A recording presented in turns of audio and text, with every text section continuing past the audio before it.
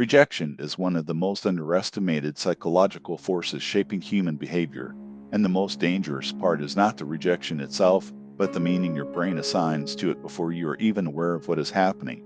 You may believe you are afraid of being disliked, ignored, or told no, but the truth runs deeper than social discomfort. Your nervous system reacts to rejection as if something far more serious is at stake.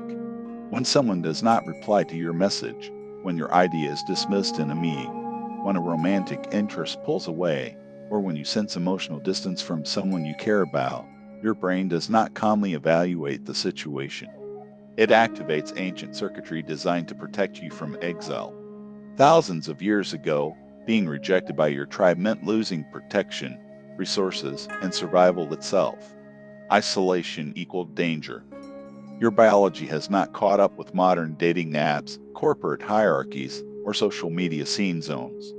To your nervous system, exclusion still signals threat. This is why rejection feels physical. Brain imaging research shows that the same neural pathways activated during physical pain light up when you experience social rejection. The anterior cingulate cortex and the insula, regions involved in processing bodily pain, become active when you feel excluded or unwanted. Your brain does not sharply distinguish between a broken bone and a broken bond. That sinking feeling in your chest, the tight throat, the heaviness in your stomach, the heat rising in your face, these are not poetic metaphors. They are somatic signals of perceived danger. When you understand this, something shifts. You stop labeling yourself as dramatic or weak. You realize your reaction is not irrational, it is biological. But biology is only the beginning. The deeper layer is interpretation. Rejection rarely hurts because of the event itself. It hurts because of the story you attach to it. Someone does not text back, and your mind fills the silence with meaning. They are losing interest. I said something wrong. I am boring. I am not enough. Notice how quickly the mind turns a neutral gap into a personal verdict. This is where overanalysis begins. You replay conversations. You scan for subtle shifts in tone. You analyze punctuation. You look for hidden signals. The brain is trying to regain control. Uncertainty feels unsafe, so it searches for patterns. The problem is that the mind prefers a painful certainty over ambiguous possibility. It would rather conclude I am not wanted than tolerate I do not know. Certainty, even negative certainty, reduces anxiety temporarily. So you create explanations. And most of those explanations are self-blaming because self-blame gives you an illusion of control. If it is my fault, then I can fix it. If I am the problem, then maybe I can improve and avoid this pain next time. What feels like insecurity is often a control strategy. But this strategy comes at a cost. The more you internalize rejection, the more sensitive you become to it. This is where rejection sensitivity forms. Rejection sensitivity is not simply being emotional. It is a learned pattern where you anxiously expect rejection, quickly perceive it, and intensely react to it. It develops early. If, as a child, love felt conditional, unpredictable, or withdrawn when you made mistakes, your nervous system learned that connection is fragile. If affection was inconsistent, if approval had to be earned, if emotional validation was scarce, your brain wired itself to scan for signs of disconnection. You became hyper-attuned. You learned to read micro-expressions, tone changes, pauses in conversation. This hypervigilance was adaptive in childhood. It helped you maintain closeness. But in adulthood, it can become exhausting. You might interpret neutral behavior as rejection. A delayed reply becomes proof of abandonment. Constructive feedback feels like personal attack. Even minor disagreement feels destabilizing. The intensity of your reaction is often proportional not to the present moment but to accumulated memory. When rejection hits, it activates layers of earlier experiences stored in implicit memory. Your body remembers before your conscious mind does. This is why you sometimes react more strongly than the situation seems to justify. The reaction is not just about now, it is about then. And because the brain prioritizes emotional memory, especially painful ones, it is biased toward detecting threats to belonging. This bias explains why you might fixate on one negative comment among 10 positive ones. Your brain is not designed to maximize happiness. It is designed to minimize risk. In social contexts, risk equals exclusion. So you scan, you compare, you measure yourself against others, you track status, you try to anticipate disapproval before it happens. This anticipation can become self-fulfilling. If you expect rejection, you may behave defensively. You may withdraw slightly, become less expressive, more guarded. Others sense the distance. They respond with subtle distance of their own. And your brain says, I knew it. They are pulling away. The cycle reinforces itself. What makes rejection particularly painful is that it attacks identity. Humans build their sense of self through reflected appraisal. You understand who you are partly through how others respond to you. When someone rejects you, it can feel like they are rejecting your essence, not just your behavior. The mind collapses the distinction between this did not work and I am not worthy. This cognitive fusion intensifies pain. But here is the critical truth: rejection does not define your value. It reflects compatibility, timing, preference, context, or someone else's internal state. However, your emotional brain does not automatically process it that way. It personalizes. Personalization is a shortcut. It makes complex social dynamics simpler by locating the cause within you. Simplicity reduces cognitive load, but it distorts reality. To reduce emotional reactivity to rejection, you must first separate sensation from interpretation. When rejection occurs, notice the physical response: the tightness, the heat, the drop in energy. Label it clearly. This is my nervous system reacting to perceived social threat. Naming the emotion reduces its intensity. Research shows that affect labeling decreases amygdala activation. When you say to yourself, I feel rejected, I feel embarrassed, I feel anxious, you are not amplifying the emotion. You are regulating it. You are shifting activity from emotional centers to prefrontal regions involved in language and reasoning. This creates space, and space is power. Without space, reaction becomes impulsive. With space, response becomes intentional. The second step is cognitive reframing, but not in a naive, positive thinking way. Instead of forcing optimism, ask alternative explanations. What else could this mean? Maybe they are busy. Maybe this is not the right fit. Maybe their capacity is limited. You are not trying to deny disappointment. You are expanding interpretation. When the brain sees multiple possibilities, it relaxes. Certainty shrinks perspective. Possibility widens it. The third step involves examining your childhood pattern without blaming your past. Awareness dissolves unconscious repetition. Ask yourself, when did I first learn that rejection meant something about my worth? What experiences shaped this sensitivity? The goal is not to relive pain, but to recognize that your reaction has history. When you understand that your present intensity is amplified by past conditioning, you stop attacking yourself for feeling deeply. Self-criticism compounds rejection pain. Self-compassion interrupts it. Emotional resilience is not built by numbing yourself. It is built by tolerating discomfort without collapsing into identity threat. Rejection will always sting. You cannot remove that entirely because belonging matters. But you can change how long it controls you. Instead of spiraling for days, you learn to process within hours. Instead of obsessively rereading messages, you allow uncertainty to exist. Instead of chasing reassurance, you ground yourself. One powerful practice is distress tolerance through timed exposure. Set a timer for 10 minutes and allow yourself to fully feel the disappointment without distraction. No phone, no rumination, just sensation. After 10 minutes, shift intentionally to a neutral activity. This teaches your nervous system that emotional waves rise and fall. They do not last forever. Over time, your brain learns that rejection is survivable. Another powerful shift is redefining rejection as data rather than verdict. Data informs direction. A job rejection informs skill alignment. A romantic rejection informs compatibility. As social rejection informs environment fit, when you extract information instead of identity conclusions, you convert pain into clarity. But this requires ego flexibility. If your identity is rigid, every no feels like annihilation. If your identity is evolving, every no becomes feedback. There is also a social myth that confident people do not fear rejection. This is false. Confident people feel rejection. The difference is they do not let it narrate their entire self-concept.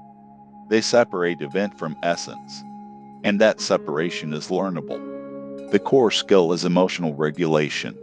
When rejection hits, your sympathetic nervous system activates. Heart rate increases. Muscles tense. Thoughts accelerate. Before analyzing the situation, regulate the body. Slow breathing.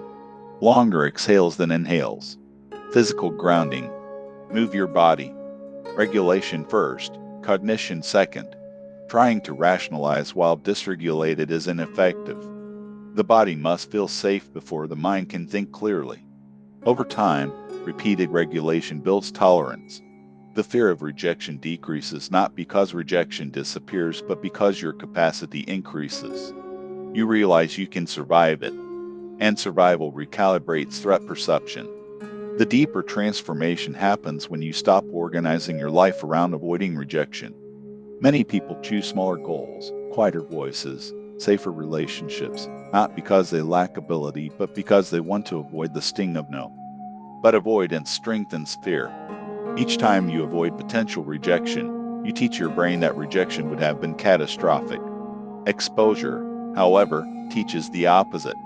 When you take social risks and survive, your nervous system updates its prediction. Rejection becomes uncomfortable, not deadly.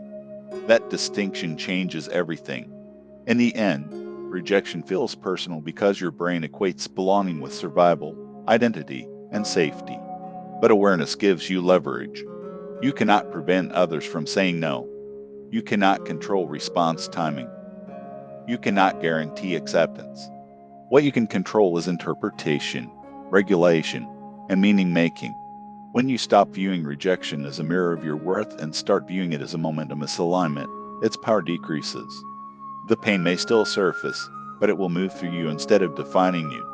And when that shift happens, you no longer live in anticipation of exclusion. You live in alignment with authenticity.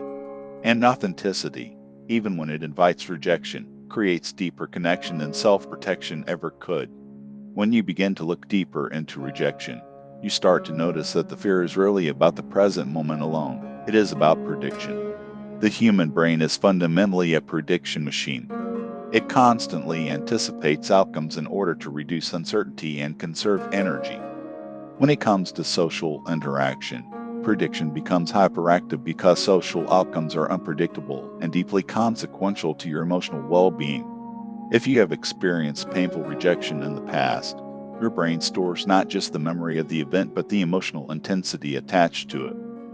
The next time you enter a similar situation, sending a vulnerable message, applying for an opportunity, expressing interest in someone, your brain does not approach it neutrally. It runs simulations. What if they ignore me? What if they laugh? What if they say no? These predictions feel real because your nervous system partially activates as if the imagined rejection has already happened. This is why anxiety before potential rejection can feel just as overwhelming as rejection itself. You are reacting to a forecast, and the more vivid the forecast, the stronger the emotional charge. This is also why overanalyzing messages becomes so consuming. When you send a text and do not receive an immediate reply, your prediction system goes into overdrive. Silence becomes ambiguous data, and the brain hates ambiguity. Ambiguity forces it to hold multiple possibilities at once, which requires cognitive energy and emotional tolerance. Instead of tolerating uncertainty, your mind narrows possibilities toward threat because threat detection is evolutionarily prioritized. You start scanning past interactions for clues. You replay what you wrote. You evaluate whether your wording sounded needy, too distant, too enthusiastic, too cold. Each microanalysis is an attempt to reduce uncertainty. But ironically, the more you analyze, the more invested you become in the outcome. Rumination strengthens emotional attachment. It keeps the nervous system activated. The mind believes it is solving a problem, but it is actually feeding the fear loop. There is a biochemical component here as well. Social validation triggers dopamine release. When you anticipate a positive reply, your brain prepares for reward. If the reply is delayed or absent, the expected reward is interrupted. This creates a reward prediction error, a discrepancy between what you expected and what happened.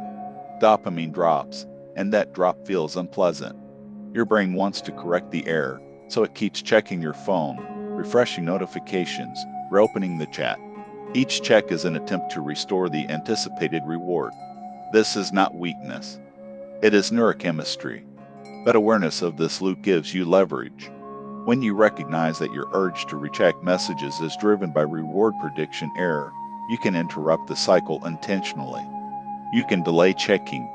You can put the phone away. You can shift attention. Each interruption weakens the compulsive loop and strengthens self-regulation. Rejection sensitivity intensifies this entire process. Individuals high in rejection sensitivity not only fear rejection but expect it. Expectation shapes perception. If you anticipate being dismissed, you are more likely to interpret neutral cues as negative. A brief response becomes coldness. A canceled plan becomes avoidance. A serious tone becomes criticism. The mind fills in gaps with threat-consistent interpretations. This is called confirmation bias. You selectively attend to information that confirms your fear while dismissing evidence that contradicts it. If someone replies warmly 9 times and slightly distracted once, you fixate on the one. The brain highlights anomalies that match your core belief. And what is the core belief underlying rejection sensitivity? Often it is something like I am not fully acceptable as I am. That belief may not be conscious. It may not appear in words, but it operates as a lens. Where does that lens originate? Frequently in early attachment experiences. If caregivers were inconsistent, emotionally unavailable, overly critical, or unpredictable, a child learns that connection requires vigilance. Love may have felt conditional on performance, obedience, or emotional suppression. The child adapts by becoming hyper-aware of relational cues. They become skilled at reading the room. They anticipate mood shifts. They attempt to prevent disconnection before it occurs. This pattern becomes internalized. In adulthood, even when relationships are more stable, the nervous system continues scanning for instability. The body does not easily differentiate between past and present. If a partner takes longer than usual to respond, the body may react as if abandonment is imminent, even if logically you know that is unlikely. This gap between logic and emotion is frustrating. You tell yourself you are overreacting, yet the intensity persists. The key insight is that emotional memory is stored implicitly, not verbally. You cannot reason your way out of a response that originates in procedural memory. You must regulate it through experience. This is why corrective relational experiences are powerful. When you express vulnerability and are met with reassurance instead of rejection, your nervous system updates. When you set a boundary and the relationship remains intact, your brain learns that authenticity does not automatically lead to abandonment. These repeated experiences gradually recalibrate expectation. But this recalibration requires risk. If you constantly hide parts of yourself to avoid rejection, you never gather disconfirming evidence. You remain trapped in prediction. Emotional reactivity to rejection is amplified by identity fusion. When your sense of self is tightly tied to external approval, rejection threatens your stability. If you define yourself primarily through achievement, then professional rejection feels catastrophic. If you define yourself primarily through desirability, then romantic rejection feels annihilating. The more singular your identity investment, the more vulnerable you are. Diversifying identity reduces intensity. You are not just one role. You are not just one performance metric.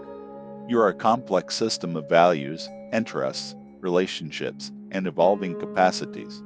When one domain rejects you, other domains remain intact. This broader identity acts as emotional buffer. Another factor intensifying rejection pain is personalization.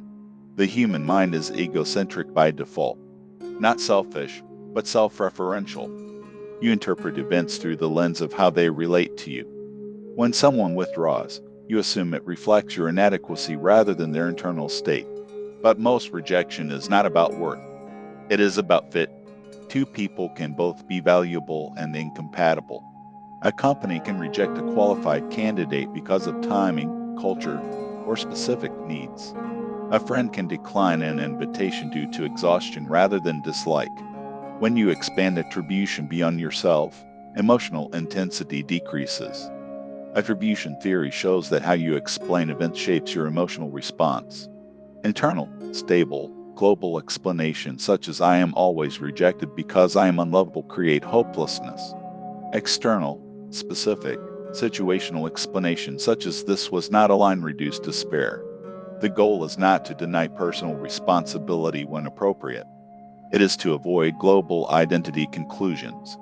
To reduce emotional reactivity in real time, start with physiological regulation.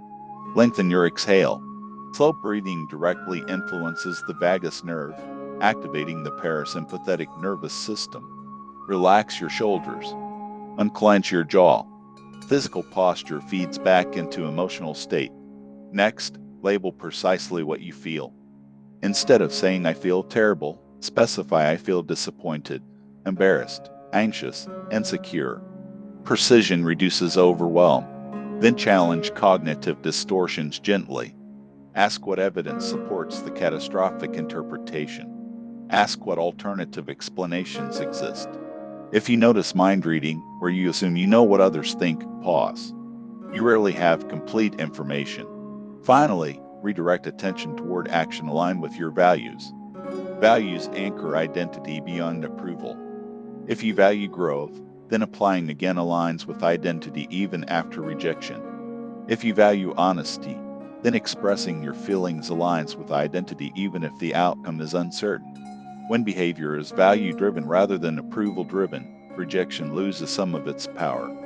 There is also benefit in intentional exposure to minor rejection. This may sound counterintuitive, but gradual exposure builds tolerance. Initiate small social risks. Express a differing opinion. Make a request that may be declined. Notice that you survive. The emotional spike rises and falls. Your nervous system learns that rejection is uncomfortable but not lethal. Avoidance keeps fear abstract and exaggerated. Exposure makes it concrete and manageable. Over time, the intensity curve flattens. You still care about connection, but you are no longer controlled by the possibility of its loss. Ultimately, reducing rejection fear requires shifting from outcome control to self-trust. You cannot control how others respond. You cannot guarantee acceptance, but you can trust your capacity to handle whatever response emerges. Self-trust grows through repeated evidence of resilience. Each time you experience rejection and recover, you strengthen this trust. Each time you regulate instead of spiral, you reinforce stability. Rejection stops being a referendum on your worth and becomes a moment of redirection. And when that transformation occurs, you begin to approach connection not from desperation but from grounded openness. You allow others to choose freely, knowing that their choice does not diminish your inherent value. That is psychological freedom. And it begins with understanding that the fear of rejection is not proof of weakness but a deeply wired survival response that can be rewired through awareness, regulation, and courageous exposure. The final layer of understanding rejection is not about eliminating the fear, but transforming your relationship with it, because rejection will continue to exist as long as you exist in a social world, and the goal is not emotional invulnerability, but emotional agility, the ability to feel distinct without collapsing into self-erasure, the ability to hear no without writing your entire identity around it. And this transformation begins when you recognize that rejection is information about alignment rather than a verdict about worth. Because worth is intrinsic while alignment is contextual, and confusing the two is what creates suffering when someone rejects you. What is actually happening is a mismatch between needs, preferences, timing, capacity, or direction, and mismatches are inevitable in any complex social ecosystem. But if you internalize every mismatch as evidence of deficiency, you will shrink your behavior to avoid future pain. And shrinking becomes a hidden cost that slowly erodes authenticity. Because the more you edit yourself to secure approval, the less accurately others can respond to the real you, which paradoxically increases the likelihood of disconnection, since connection requires authenticity to function properly. And so the very strategy designed to prevent rejection often creates shallow acceptance that feels unstable and conditional, reinforcing the original fear. To break the cycle, you must become willing to risk being fully seen, and that willingness requires nervous system stability. Because authenticity without regulation feels terrifying to a system conditioned to equate visibility with vulnerability, and vulnerability with danger, which is why emotional regulation is not just a coping tool, but a prerequisite for authentic living. And regulation is built through repetition rather than insight alone, through practicing staying present when discomfort rises, through resisting the urge to immediately repair, fix, or over-explain when you sense distance, through allowing space for ambiguity without rushing to close it. Ambiguity tolerance is a critical skill in reducing rejection reactivity, because many social situations are unclear, and the mind fills unclear spaces with threat by default. So learning to sit with I don't know yet without turning it into it must be bad is a profound shift, and this shift requires cognitive discipline, noticing catastrophic predictions and labeling them as predictions rather than facts, reminding yourself that thoughts are mental events, not prophecies, and this metacognitive awareness creates psychological distance, which reduces emotional fusion, because when you are fused with a thought like they don't like me, it feels absolute. But when you observe I am having the thought that they might not like me, the intensity decreases, and the small linguistic change reflects a large neural shift from immersion to observation. Another powerful shift is redefining what rejection means about you. Because if you unconsciously equate acceptance with safety and rejection with danger, your behavior will prioritize safety over growth. But if you redefine rejection as a filter that moves you closer to compatible environments and people, then each no becomes direction rather than destructive. And direction is empowering because it implies movement rather than stagnation. Consider how many opportunities you would never pursue if you guaranteed yourself protection from rejection, how many ideas you would silence, how many conversations you would avoid, how many boundaries you would never set. And then recognize that the absence of rejection would also mean the absence of authentic selection, because selection requires criteria, and criteria inherently exclude. And exclusion is not cruelty, but differentiation. And differentiation is necessary for a meaningful connection, because universal approval is impossible without self-abandonment. When you internalize this, you begin to see that rejection is not the opposite of belonging, but part of the process of finding it.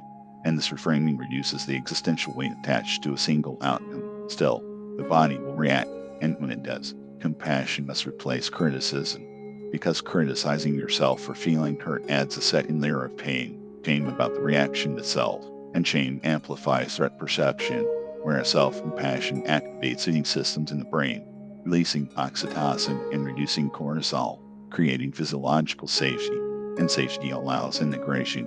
Self-compassion is not self-pity or indulgence. It is accurate acknowledgement that being excluded hurts because you are wired for connection, and acknowledging that without judgment reduces resistance, and what you do not resist moves through more quickly. Beyond internal work, behavioral experiments accelerate change, and one of the most effective is deliberate micro-rejection exposure, where you intentionally put yourself in situations where no is possible and practice staying regulated afterward, perhaps asking for a discount, initiating a conversation, sharing an idea in a group setting, and when rejection occurs, instead of escaping into distraction or rumination, you observe the wave, track its rise and fall, and note how survivable it is, because survival updates the nervous system more effectively than reassurance, and each survived wave weakens the association between rejection and catastrophe. Equally important is boundary setting, because some fear of rejection stems from overinvestment in external validation, and overinvestment often results from weak internal boundaries.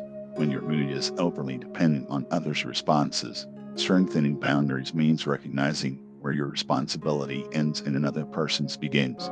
Their reaction belongs to them. Your expression belongs to you. And separating these domains reduces personalization. You can practice this cognitively by stating, their response reflects their preferences, not my value. And emotionally by allowing disappointment without turning it into self-condemnation. Identity flexibility also plays a crucial role, because rigid identity structures shatter under rejection, while flexible ones adapt.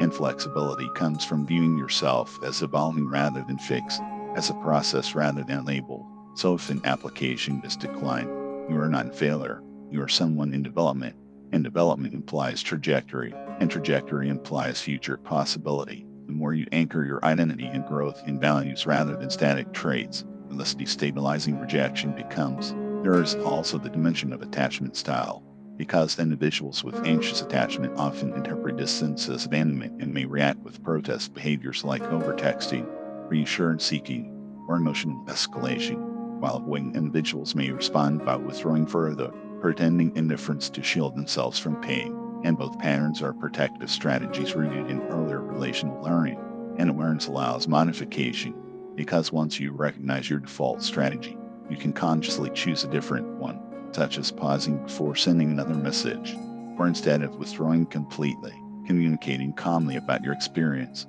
And these new behaviors create new relational outcomes, which reshape internal models over time. Importantly, reducing emotional reactivity does not mean suppressing desire for connection. It means decoupling connection from self-worth, because when connection is desired but not required for identity stability, interactions become freer, less pressured, more genuine, and paradoxically more attractive.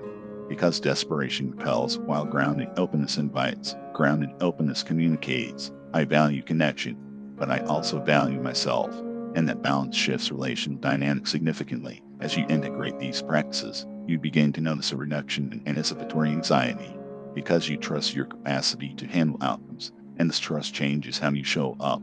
You become more willing to initiate, to express interest, to propose ideas, to risk visibility, and even when rejection occurs, recovery becomes faster, rumination shorter, self-talk kinder, and resilience stronger. Over time, the narrative transforms from "I must avoid rejection at all costs" to "rejection is part of the path toward alignment," and this narrative shift reduces chronic hypervigilance, freeing cognitive and emotional resources for creativity, productivity, and deeper connection. Ultimately, fear of rejection loses its dominance when you stop organizing your life around preventing it and start organizing your life around expressing your values authentically. Because authenticity may increase short-term rejection, but increases long-term congruence, and congruence creates stable belonging rather than conditional acceptance. When you reach the stage, rejection still registers as disappointment, but it no longer destabilizes your core. It becomes a momentary contraction rather than an identity collapse, a signal rather than a sentence, and in that shift lies psychological freedom, the freedom to participate fully in life without being governed by the possibility of no, the freedom to understand that being rejected by some is the necessary condition for being deeply chosen by others, and the freedom to know that your worth was never on trial in the first place.